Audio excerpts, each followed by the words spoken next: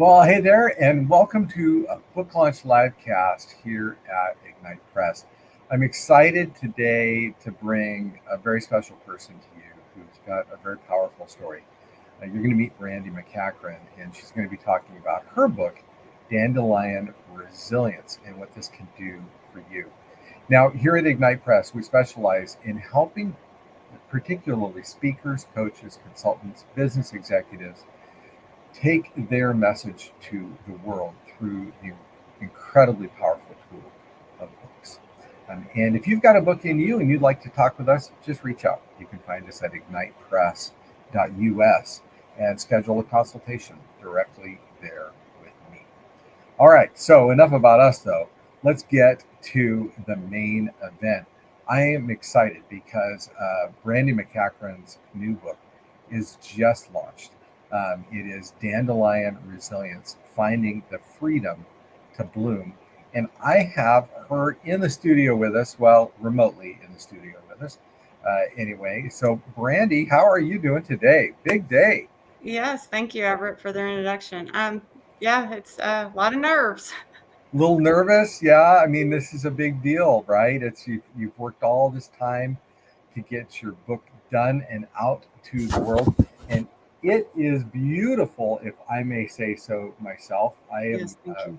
really happy with the way it turned out, and it's been a delight working with you through this process as well, Brandy. Thank you. Same. Well, let's do this. Let's dive in. I think people would really love to learn first about who you are before we dive into the book. So, tell us a bit about your background and your story.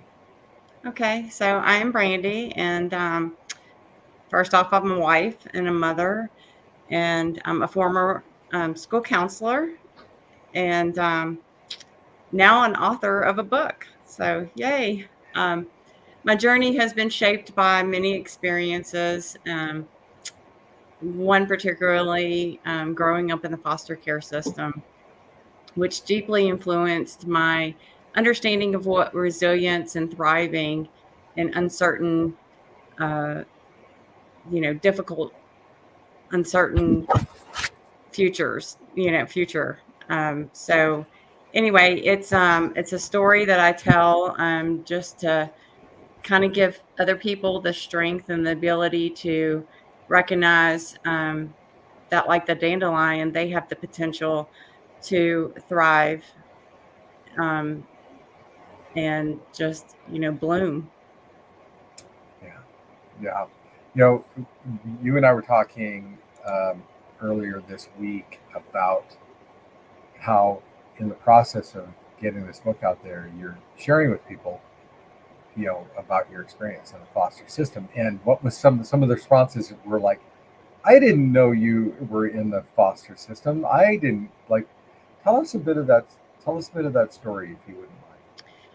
Well, I made a decision many years ago. It was a critical age. It was a fork in the road for me.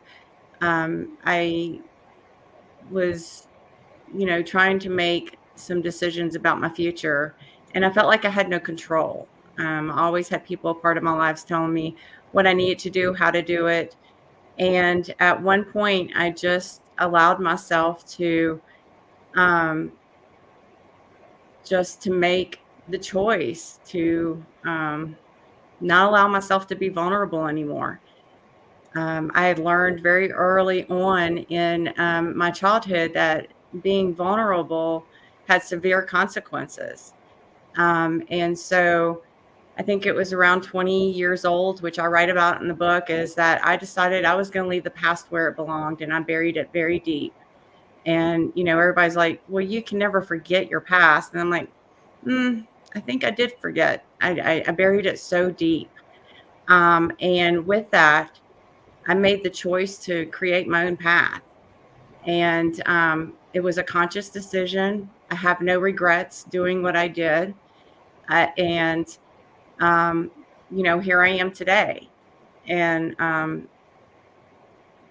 and this book came about because I was ready. I was ready to heal from the pain. I was ready to figure out who I was as a person. I hadn't defined myself. And I, decided to allow myself to be vulnerable, which was very difficult for me. It took me many years to come to that um, awakening. And in doing so, um, I had to unearth a lot of memories, a lot of trauma. And it was heart wrenching at times. It was therapeutic. Writing was always my go-to as a child, as an adolescent. I would always put my pen to the paper and just write my thoughts, particularly poems, which are in the book. And it just showed the pain that I went through. And so unearthing all that information was just excruciating at 48 years old. But luckily for myself, I had some skills. I had As a counselor, as a in your background counselor, professionally. it was funny, I had been working with students, well, at first I started my career in community mental health, and I worked with young adults. And then, I went into school counseling, working with elementary, middle, and high school. So I've seen all three levels. And I just had a unique connection with my students and the way that we approached problems. And I encouraged them to do X, Y, or Z. And I had to turn that into my own healing. And I had to use what I had trained myself to do and teach my students to do. I had to internalize it. And so even though I had the skills, it was very difficult. But now I can truly say and believe the system works. It's not a sprint. I say this all the time, it's a marathon. But if you work the program, you work to better yourself, there is a lightened future ahead of you. Now, Brandy, I was going to ask this differently, but Karen in the audience asked, was there a particular instance that made you finally brave enough to write this book? Well, what triggered a lot of it is, when working with my students, oftentimes we try to prepare them, particularly high school students, before graduation. We try to prepare them for life after school, whether it's work, whether it's secondary education. And one of the things that we were always accustomed to as school counselors is, posing the question, who are you, where you want to go? And it dawned on me one day when I was working with a soon to be graduate that I had never been asked that in all my times, and, as an adolescent in mental health therapy. And, I had never been asked, who are you? And, what do you want out of life? And it was in that moment that I went home and I processed it. And I was like, I'm asking my students to do this, and I have never defined it for myself. And, after a while, it all started to crystallize. Now, that was the most recent thing. But a few years before that, I had, was brave enough um, to go embark on a journey of finding my heritage and figuring out what my biological makeup was. And in those moments, I met some wonderful people. I don't even know how to explain it, but that just embraced me and gave me the support that I needed to just really dive deep into my story and try to put the pieces together of who I was. Okay. All right. Excellent. Now, who did you write this book for? Like, who did you have in mind when you sat down to write this? Really, anyone who just feels lost or stuck or overwhelmed by life's challenges. I was happy on the surface. For years I had mastered the plan of just pushing forward. I wore a mask that, I knew that was hiding the pain that I had in my heart. And, but I was thriving, I was functioning. I was, on the outwardly, I was happy.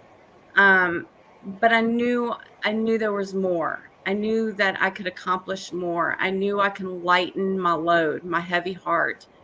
And I just wanted to write this book. My aim was you know, to offer hope and practical strategies for anyone looking to navigate life's challenges, to bloom in their own way, in their own time. Let them know that they are not alone, and that they can free themselves from the bondage of pain.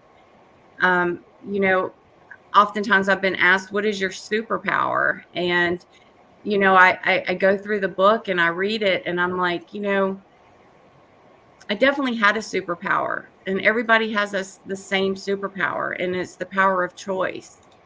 And I made choices to, you know, break free from the environment that I grew up in, um, from the pain, and make my own way on my terms.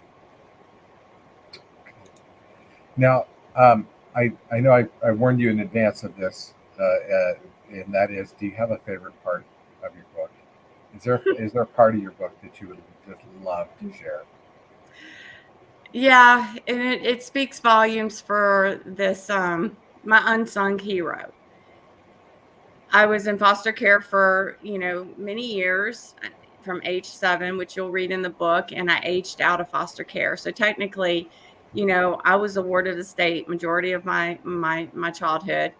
And luckily, I had, I talk about resilience, and I think resilience, you have to stay resilient so you can recognize the good in your life. And the good part of my life was I had a tremendous foster mom who came into my life at a critical age. I was a teenager who was lost, who was broken, who, um, technically, even on paper, is said that I would not survive. And so there's a story. I was being a typical teen, and we had a knockout, drag out argument. I mean, it was one for that could win Emmys. And and it was pretty typical that we butt heads a lot. But on this particular day, it showed itself to be, a traumatic experience for both of us. But I had learned in that moment that I could count on her. And so I'll go on to tell the story, and I try not to laugh and I try not to cry, because it has all the emotions and the feels. And I share the story in the book.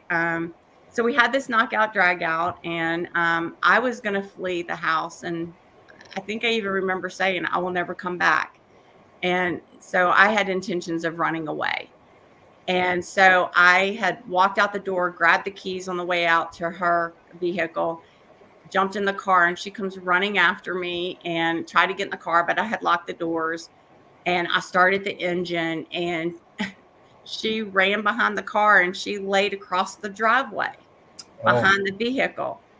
And oh she my! yes, and she, I could hear her yelling, "Over my dead body, will you leave this home?" And Wow!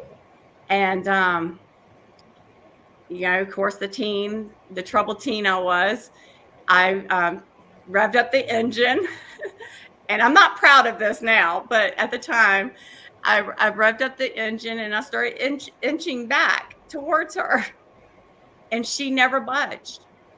And I can hear her say, "You have a choice, and I hope you choose wisely." And I thought, boy, she's crazier than I am.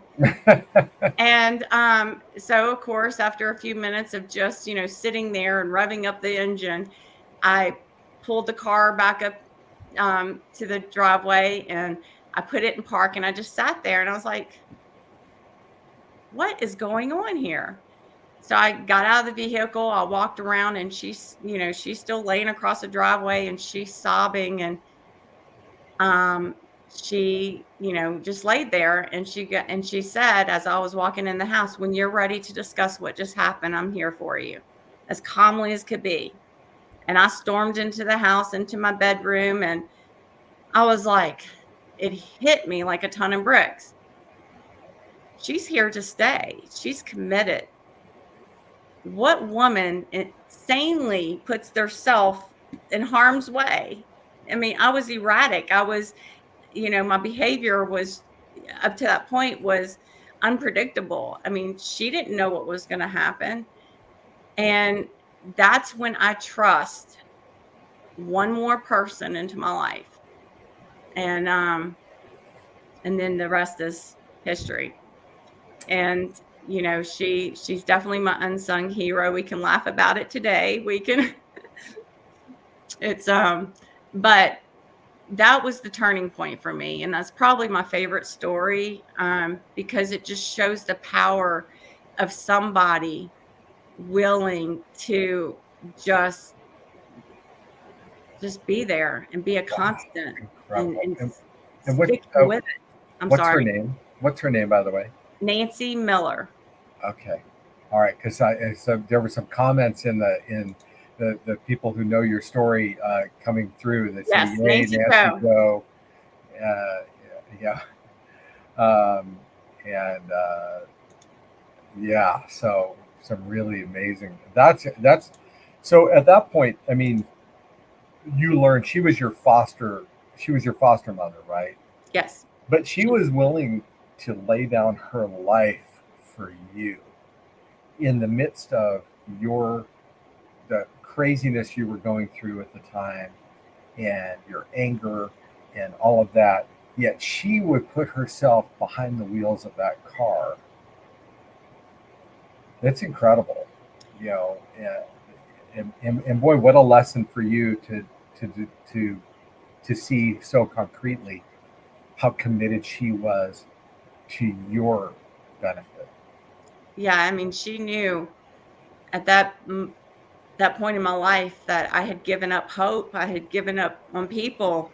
I had been disappointed, and it had to happen that way. She knew that I needed to see, um, that she wasn't going anywhere. She wasn't giving up on me. She had a tremendous faith that I could do something and be something in my life. And she never wavered, never, ever wavered on her commitment to me. Incredible. I want to take a quick break here and let people know that the book is available today on Amazon, where actually the Kindle is running on a special launch price of $1.99. It'll never be this cheap again. You can get the Kindle version for $1.99. And even if you don't typically read Kindle, I want to encourage you to get it for two reasons. One is, um, first, you have a Kindle device on your phone, on every tablet. There's even Kindle readers for Mac and PC computers. So you're definitely able to read that. The second thing is it really will help the launch because it will help increase the rankings on Amazon, which will help increase the visibility of it and the likelihood that people will find Brandy's story and wisdom in this time. So grab that. And if you don't normally read Kindle and you're not going to read Kindle, then get the paperback, but get the Kindle too, just to help support the launch and increase the visibility. But both formats are available on Amazon today. All right. So I would like to get to another question here, and that is, Brandy, writing a book is no small task. It is no easy journey. And but I do wonder, was there a part of the book that kind of wrote itself? Was there any part that just kind of leapt off your hands? You said you do like writing, and that writing is one of your gifts and perhaps coping mechanisms too in your journey. But was there a part of the book that kind of wrote itself? Obviously, talking about Nancy, my unsung hero, that was very easy. Um, it, there's just so much journaling that she had left for me to kind of speak of and share with the world, that was to that was really easy. Um, Another part is I am a school counselor, or, I had practiced school, being a school counselor for many years, and I had seen um, a lot of the same issues coming and going through, through the school system. And I was always fascinated with what resilience was. I questioned a lot of times, like, where does that come from? Um, why do some make it and some do not? And what can we do to cultivate resilience? And so I had already been pondering that for many years in my profession. And then when I decided to become vulnerable enough to look at my own story, it just kind of, I could see where the resilience became so impactful in my life. And, one of the things I kept on telling myself is I had to stay resilient so I can appreciate the people who were involved in my life. And it, so that was an easy process to write about, was the resiliency factor and where that comes from, and doing a little bit of research. And then, also having the skills as a counselor. There's seeds of thought in the book that is posed to the readers for journaling and helping them. It's a guided questions to help them work through whatever they're working on or would like to address in their own lives. And those were just things that I naturally did as a person. When I had a situation that was very trying for me, but having to put all the pieces together and all the parts for my own healing journey, um, it was easy to talk about those things, and it was easy to heal because I was already aware of those things, those seeds of thoughts. Okay. All right. You had made reference in your book to a life book journal that you kept and Hmm. that you referred back to. Can you explain that for for us? And then also, how would you how would you counsel people, children in the foster system? If you were talking to yourself as a teenager, how would you counsel yourself in that regard? Well, and I do address that in the book about, I wish the therapeutic approach would have been this for me. But let me go to your first question. So the life book, my life book. So generally, excuse me, generally, foster child will, the social worker, one of the activities that they do with you is they keep a life book so that you can kind of, I would think that my social worker's intention was to honor my heritage, honor who I was, and the situations that was put into. So my life book was created from the time I entered foster care, and it's my own writings, it's my own drawings, it's pictures taken during those times and those settings. And it looks like a photo album with some scribbles and some angry pages, because it was used as a therapeutic process for my social worker and working with me to just kind of, and maybe that's where my writing came in at, where I started to appreciate writing. It was a tool that we utilized just to put my feelings on paper about whatever was going on. So I share that life book, and it's word for word what's written in my life book. We always date it, each entry. And so that's kind of how the book is posed in sequence. Um, Going back to the question about,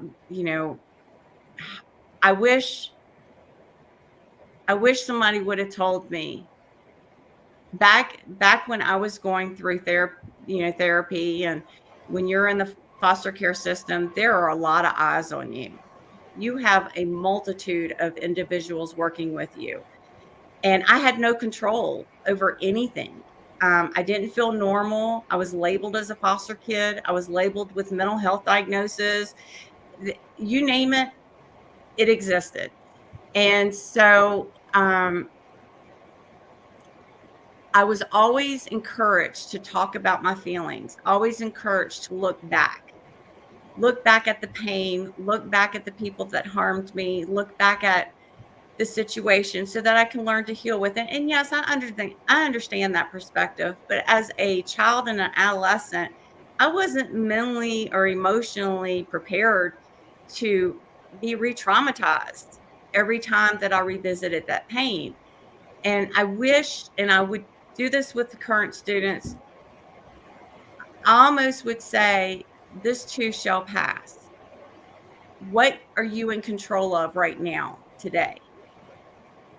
You have no control of what has happened. And oftentimes that's with all of us. We don't have control over what happens, but we have control over what we do with that in our experiences. And I just wish somebody would have guided me to just say, okay, I know on paper I'm smart academically because it's written in all my files and all the achievement tests that I was a bright young lady. And that they would have just said, okay, so here's the plan. You have this gift of being intelligent. Use that to your benefit. Education was my way out of the system. Um, you know, I I truly to this day believe that it was the school systems and the educators that took a liking to me, that really propelled me to be successful and act in so and then also maybe just say, what do you want for your future? Who do you want to be? Let's work towards that. And in essence, with all that, if I had accomplished it, maybe turning the tables around and saying, you know what, all you people in the past that hurt me and told me I was not going to be anything and I was a failure, look what I did without you. That's all I wanted to do, was put closure on the past and just say, you know what, I didn't need you. I had these people in my corner. So that's kind of what my approach with students is, just kind of, what's in your control? What can we work together in making sure that you move forward? Define what you want. And I think it's a great lesson for all of us. So, Brandy, we're come to the end of our time here, and I'm going to post your contact info into the chat for everybody. Thank you so much for coming on today, and congratulations again on your Thank book you. launch. So, Appreciate you. oh, thank you. Well, everybody, thank you. Please go buy her book. It is available on Amazon today. And thank you for joining us here.